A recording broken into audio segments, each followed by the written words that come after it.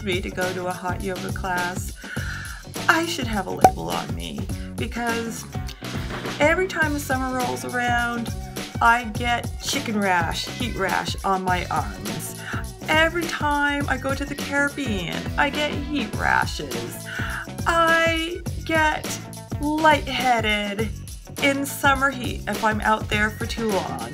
So I don't know why. Do I listen to my body? Do I listen? Oh no. No. I thought hot yoga would be the solution to my problem, because guess what? I hurt my wrists. I gave myself carpal tunnel. The reason how I did that was, guess what? Through power yoga, I was doing all these fun hand balancing. I was starting to teach myself handstand. I was actually getting pretty good at it, if I do say so myself. I still couldn't balance on my own for very long, but at least I could do it for about 5 seconds, 10 seconds before I needed to like hit the wall again, like brush my feet against the wall. But I was getting there. But guess what? It gave me carpal tunnel wrists and hands. So I had sprained my wrists to the wazoo. I couldn't do a vinyasa if you counted on me. I couldn't do, now a vinyasa is the connecting movements between standing and down dog, and it builds a lot of heat in the body in a natural manner. I will show a picture or a little video of it there. It's a lot of fun to do, and you can make it more and more and more advanced, where you can jump up into a handstand before you slowly drop down into a vinyasa. I mean, there's a whole bunch of variations that you can do. You can get quite gymnastic-y about it. But anyway, it's a lot of it requires a lot of weight in the wrists, and down dog, of course, you're using your body weight in your wrists and everything. So with that, I mean, I couldn't even wash the dishes. I couldn't push doors open. I couldn't even pull. I couldn't push. I couldn't pull. I couldn't do anything with my hands. So when I couldn't even wash dishes, that's telling you something. I had to get braces and the whole bit. It took months for it to heal. So in the meantime, I didn't want to stop doing yoga, and I couldn't do those vinyasas anymore, and I certainly couldn't do hand balances. So what was I going to do? There wasn't any yoga that didn't require some weight in the hands, something. And then, voila, I remembered hot yoga, particularly Bikram yoga, because they don't believe in doing vinyasas. Vinyasas are not in there. Now, if you get, there's a different type of hot yoga where they will do a little bit of vinyasa, but this is not that. This is Bikram yoga does not do vinyasas. So that was my answer. No vinyasas, no down dogs, no weight in my hands, perfection. But guess what? I had to go to a hot yoga class. I'm going, no problem. I think I can do this. Are you kidding me? So anyway, I'm going, okay, I can do this. I can do this. I can push through. You know, North Americans, we are like, take no prisoners.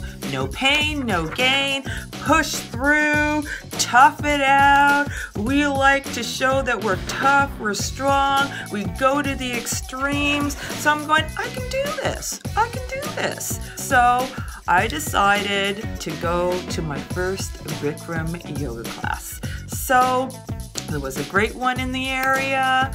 I decided, okay, I'm gonna take my little body, my little heat problem body to this hot yoga class. Now I researched it a bit, and Bikram yoga, they heat the room between 102 to 104. Now listen, this yoga class, now Bikram places are known for this. They want the more the better. They're really into pushing the body. I wish I had read this book called Hellbent, My Adventures in something. But if you look up Hellbent or whatever, I'll put it down in my description box. It gives you a really good inside scoop on Bikram yoga and the way they really push to extreme, and the way they teach. Bikram teaches. I mean, he doesn't even let his students sleep. So. And they'll just keep upping and upping and upping the heat. So I wish I had known that before I went into this class, because I'm sorry, they don't keep to the rules of 104. I mean, you can question it, but as far as I'm concerned, what went down there was not 102 degrees Fahrenheit. It was more like 107, 110. Maybe the body heat was contributing to it, but it was hot. So anyway, I go down there thinking, yeah, I'm a North American, I can tough it out, I can, you know, push, no pain, no gain. I know that with bodybuilding. So I get to the class, we were there early, so we're all waiting outside the door. I sit down by the sweet dude, had tattoos, young guy, hip happening. He was a karate, he was a black belt in karate, MMA. He decided to start doing Bikram yoga because it helps cross-train with his MMA, makes him much more stretchier and stronger, more balanced to do that. So it all works, and I'm like, yeah, baby. So he was telling me about how they frown on you leaving the classroom, and I already had an exit plan, because knowing myself, I mean, I'm smart enough to know that if it gets too hot, I have got to exit that room. So then I find out when I research Bikram, they do not like you leaving the room. One of the reasons why is because if you are a bit overwhelmed by the heat and everything and you're lightheaded, they don't want you walking out and just continuing on your merry way, because you're lightheaded and you're overheated and you could faint, something could happen. So they're trying to kind of control that. But on the other hand, I disagree with keeping you in the room. They should instruct, okay, if you leave, here's a bench right outside the room, wait there, rest until you've recovered. But I do not agree with staying in the room if you're overheated and exhausted, because you do not have a way of lowering your body temperature enough. And if you get that overheated, you need to get away from the heat. So I knew that instinctively, and I decided, I don't care what yoga teacher is telling me to stay there, I'm not, but I'm not going to be foolish about it. I'm going to make sure that there's some seating plan arrangement that I can sit and rest until I've recovered. So I had my exit plan. So he's telling me, yeah, man, he'd been doing it for a year or two, so he was seasoned. He said, oh no, I've never left the room. No, no, no. He said, in the beginning of the first day or so, it was a little bit hard, but he never left the room. And he said the thing to do, what people do, is pace yourself, especially in the beginning when you're a new beginner. He said what you do is, they call it take a knee, which is basically you take a knee. You rest. So postures are done. One posture is done on either side of the body, then you rest, I believe, and then you do another posture. But if you're overheated and you're getting exhausted, then maybe do one side of the posture, take a knee, wait, and then continue on. Or if you get really exhausted, you lie down or you sit down. So you take a knee or you lie down. So I said, okay, but if I'm taking too many knees, I'm out of there. So I told him that, and he said, oh, no, no, the instructor will tell you, no, you can't leave, you're not leaving. I said, listen, buddy, I'm leaving. I will sit down on the bench, but I am leaving that classroom because I got to get my body heat down. So anyway, I had my exit plan. He told me not to leave, and I said, has he ever asked him if he had ever? He goes, oh, no, no, no, no, I've never had to leave. Oh, no, no, no, no. But he said, you know what? I kind of partied with my friends the night before, and I had a little bit too much to drink, and I never do that, so I feel a little bit dehydrated. So he said, I'm not feeling quite myself today, but I have never in the 2 years, no man. I mean, this guy is an MMA, okay? Black belt karate. He's tough, right? So he's like, oh, no, no, I don't never leave the room. We end up in there. I'm feeling the heat from outside. It was a cold winter day and I could feel that heat from outside the glass doors. So anyway, we get inside. I'm like, the heat hits you, and we're not even inside the classroom. We're just still in the foyer, and the change rooms are hotter still. I noticed that there was a bench on the side of the wall in the foyer where the classroom is. Now the classroom is all enclosed in glass. What do I do once I get changed? I decided I would go in there just to test the waters and see how it is. Everybody were waiting for the teacher, and it is hot in there. And what people do is they place their mats and all their accoutrements in there. Some will lie in there. I wasn't about to do that. So I picked my spot, put the mat out, and I was like, holy cow, I never felt such heat in my life unless it was a 200-degree oven.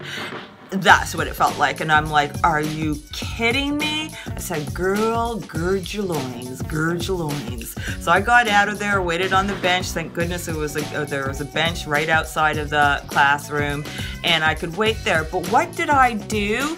I forgot to tell you what I did when upon entering to put my mat down. I didn't see this. I cannot stand glass rooms because I can't see, don't understand. When I see glass, I see an open door. And I just walked. I walked right into the glass. Boom. And I'm like, okay, you know what? That should have been my second warning. What the flip are you doing here? Do I take these warnings? No. I still went in there. So when the teacher went in, I went in there and we started on.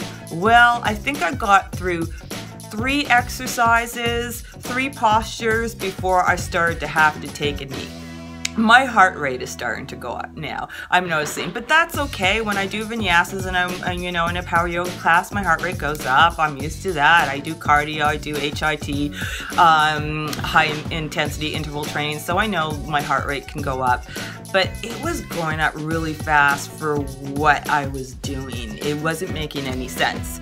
So after about the 3rd posture, the 4th posture, and I started to have to take a knee. But I was trying to push it, right? So I'm going, okay, I'm not going to take a knee every posture. I look ridiculous, and I can do this. I can do this, right? So I kept on like taking a knee maybe every 2nd posture, and then I realized, no, I got to take a knee each posture. Then I was sitting out a posture. And then I was like, oh God, now I have to lie down. My heart rate, every time I took a knee, I was waiting for my heart rate to go down, which would normally have happened when in rest. My heart rate will go down. It was not going down. And I'm going, okay, this is not normal. I do another posture. I would have to take a knee. My heart rate's not going down. It's just clocking up. Every time I do a posture, it clocks up faster. And then every time I take a knee, it's not responding to the rest. So finally, taking a knee was not enough for me. I had to lie down. I realized nothing was making my heart rate go down. It was just speeding up and it was staying there. And I said, that's it. I'm done. It's time for me to leave. So I took my water bottle. I left everything else there because my heart rate was racing. I wasn't about to disrupt the class. So I just took my water bottle and I nearly like crawled out of there. And I was sweating like a mofo. My hair was done. It was over, but I didn't care. What I was concerned about was getting my heart rate down. So I was like, oh my God. So I'm going, Shirley, everything's good. It's all good. It's all good. It's all good. I went and sat down on the bench, leaned back, rested myself, trying to like rest, you know, like do like a meditation, you know, they do where you like lie down. I forgot the term for it because I haven't taken a yoga class in a while. It's called the dead pose, but it's like a rest pose. So I was trying to take a rest pose, leaning back, where I just relax every muscle and just breathe calmly to get my heart rate down. My heart rate wasn't budging. It was up there flying, and it was like going at it. And I'm like, holy cow, and there was a clock right in front of me on the opposite wall, and I'm watching the clock going, okay, surely after 5 minutes it will go down. It wasn't going down. I said, just keep yourself calm, girl, just keep yourself calm. And then every time I will get like a picture of ambulances, paddles, defibrillators, 10 minutes are going by. My heart rate was still up there. Okay, now the ambulance sound is getting louder. I'm going, Lord have mercy. Am I going to have to call an ambulance? Are they going to have to like defibrillate my heart whilst I'm awake? It's one thing if you're like unconscious and they're doing it, but it's another thing when you're awake when they're doing it. Sometimes I have to do it when you're awake and I'm going, Lord have mercy. No, no, no, no. I can't do this. And so I'm telling myself, it's all good. It's all good. God is with you. Keep yourself calm. It doesn't help for you to be, and I'm trying to relax. And about 15 minutes into it, my heart rate is still going strong. I am trying to keep myself calm through this whole thing. I have to, because otherwise my heart rate will still stay up there if I don't stay calm. So I'm like, oh good, it's all good. Everything is going to be good. And my heart rate, 50 minutes later, my heart rate's still up there. 20 minutes later, my heart rate's still up there. I am relaxing every part of my body I could relax. I was trying to relax my freaking eyeballs, and my heart rate's still not going on. I'm going, oh my God, I am going to have to call an ambulance. They are going to have to defibrillate my heart. What if they don't? Could they give me a drug to defibrillate my heart? And you know what? It turns out I go to my GP, and a couple months afterwards, thank goodness I didn't watch this show whilst I was having this situation, because I would have known there is a drug. I saw it on one of these ER shows. There is a drug. I saw it in person, real life, of a woman who had her heart rate at 175 like mine was, and she had to be in the emerge room, and instead of doing the paddles, what they do is they do give you a drug to defibrillate your heart, to slow down your heartbeat. And listen, you might as well get the paddle, because once it started to hit her, they did it intravenously, and then when it hits you, she started to writhe. She started to grip her heart. She started to grimace. She was in agony until her heart rate went down. It took about 10 minutes where she was writhing and grimacing and gripping at her heart.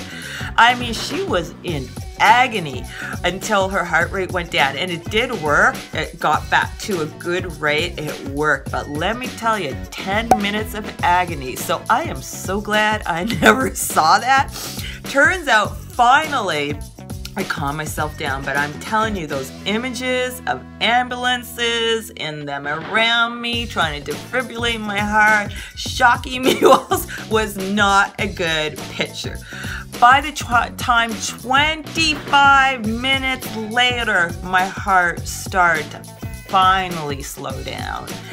By that time, guess who comes walking out of the room halfway through sitting? He couldn't take it anymore. And that was the tough MMA, black belt karate, seasoned hot yoga dude. He said, girl, I had to get out of there. I couldn't take anymore. I had too much to drink. I had too much to drink the night before. I was like plaster. I was too wiped. I couldn't hold a posture worth anything. I was out of there. And yeah, the yoga teacher was yelling at me from behind. And in fact, that's what I forgot to tell you. The yoga teacher was yelling at me. And I was like, sorry, gotta go.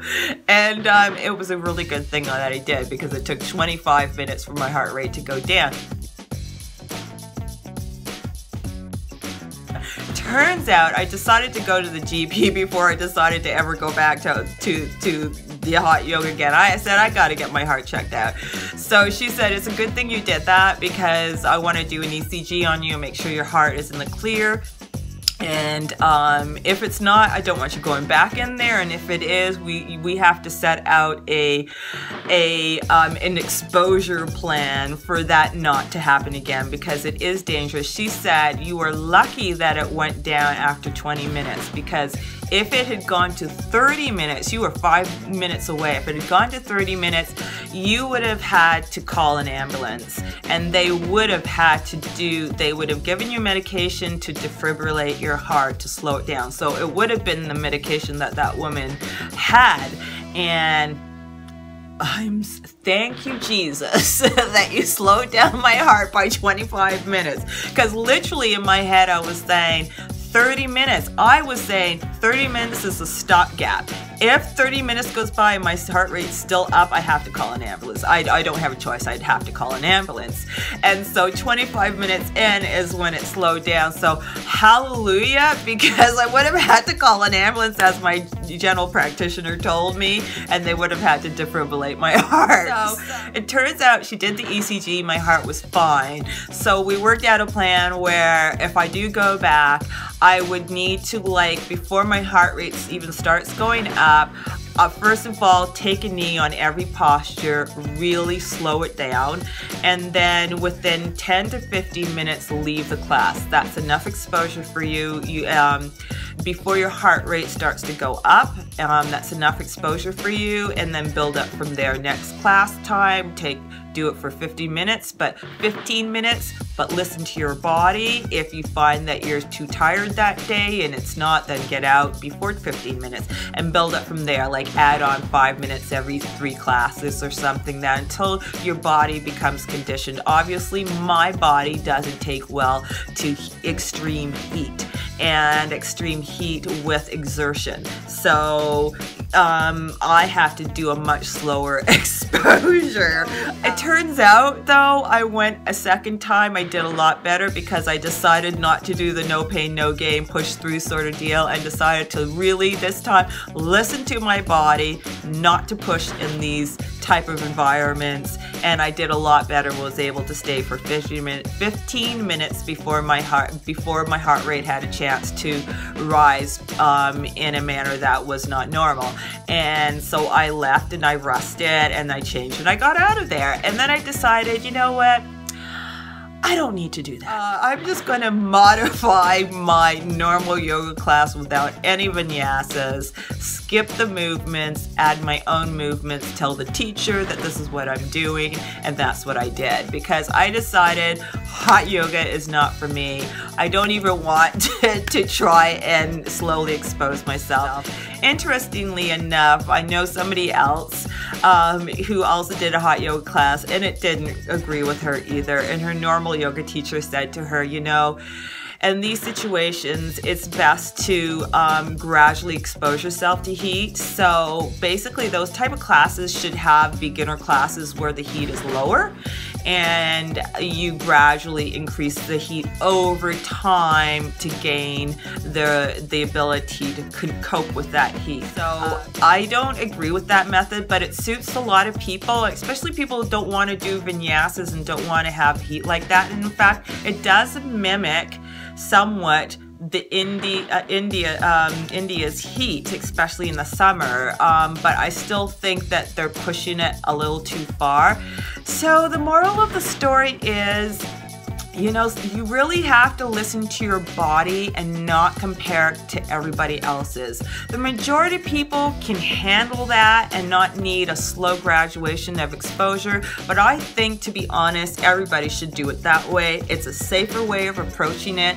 Not everybody should have to tough it out that way. There is, like, I think about a quarter of the population that can really handle exposure to that quickly, and I think the majority should have it gradual, and I'm one of the minorities that has to be way more careful. And we all have to understand that we're all different, we're all built differently, and we need to respect ourselves, and we also need to respect the other person's needs in the way they're built. Also, there is a word in yoga called ahimsa, which means do no harm, do no damage. So I should have brought that principle in when doing this yoga class, because the whole point of yoga is not to do damage to yourself. It's about ahimsa. It's about respecting. And see, the North American society that we're in is like, push, take no prisoners, go to the extreme. Ahimsa is about learning where your edges are and not going beyond that. That's like the yin and yang. Hot yoga is like yang. And then there's yin yoga, where they understand the edges, and there's different techniques that will get you there. One's a slower version. Yin is a slower version of getting you there, but it will still get you there. Yang is a heated, fast version of getting you there. It will get you there, but you also have to beware of ahimsa, doing no damage, no harm, right? Respecting your edges, respecting your limitations, respecting where you are, working to that edge and not beyond it so you don't hurt yourself. And those edges will grow. They'll they'll start to move out more and more. And that's what happened with my back. I have the world's stiffest back. Like, I mean, my back when I do an up dog is just like a sliding board, right? But as I did yoga for years, and even as a child, I had the world's stiffest back. I couldn't do like the wheel in gymnastics, and I was so frustrated with that.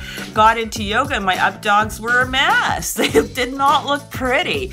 But it took years of practicing ahimsa, because you don't want to pull out your back. I mean, your back is everything. You don't want to pull out your back. So I had to respect my back where it was, not put it out. But over the years of doing it, my back started to, and it didn't happen in months. It wasn't a month, 2 months of regular yoga practice. It was years of regular yoga practice. And I would sometimes lie over one of those exercise balls or lie over a chair with a pillow on it and just lie there gently like in yin yoga to open my back and do those kind of things, and then practice doing back bends this way. And then eventually, but not pushing, right? Not overly pushing, knowing when I can stop, when I can push a little bit, when I can stop, and everything. But eventually my back opened. It took about 8 years, and my back finally started to open, especially my lower back where it's the stiffest. It was unbelievable. And now, of course, I can't do any of that right now because I've got chronic pericarditis, so I can't be doing any of that. But when I get back into it, it'll be wonderful to experience that again. And that was ahimsa and being gentle, and it was a slow approach for me. The slow turtle gets there eventually, but it just takes them a longer time. That was my version of getting my back bend, and respecting my boundaries and everything. So it's good to do those things. Respect your own body's needs, respect your boundaries. There is a time and a place for yin and yang. Yin and yang. There's a time and a place for that. There's a time to respect your edges and do ahimsa, and there's a time to push. But even in that, you still have to practice ahimsa.